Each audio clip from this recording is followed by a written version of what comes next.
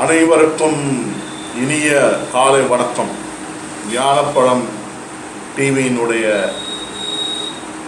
அமைப்பு சார்பாகவும் எங்களுடைய மேடைக்கு வந்திருக்கக்கூடிய ஞானப்பழம் படத்தின் நடிகர், ஞானப்பழத்தை போன்ற கருத்துக்களை சொல்லிக் கொண்டிருப்பவர் திரு ராம் கேசவ சுவாமி அவர்கள் நம்ம மேடையில் வந்திருக்காரு. மறுபடியும் நம்ம தேர்தல் எல்லாம் கடந்து வந்துட்டோம், பல விஷயங்களை கடந்து வந்திருக்கோம். நம்மளுக்கு நேரமின்மையினால் நம்ம பதிவு போட முடியல. ஆனால் நான் டிவி விவாத மேடையெல்லாம் தொடர்ந்து இது பண்ணிகிட்டு இருக்கேன். அதெல்லாம் நீங்கள் பார்த்துருப்பீங்க, பார்த்து மகிழுங்கள்.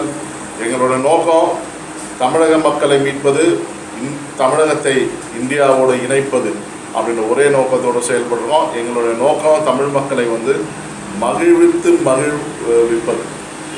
என்னது? மகிழ்வித்து மகிழ்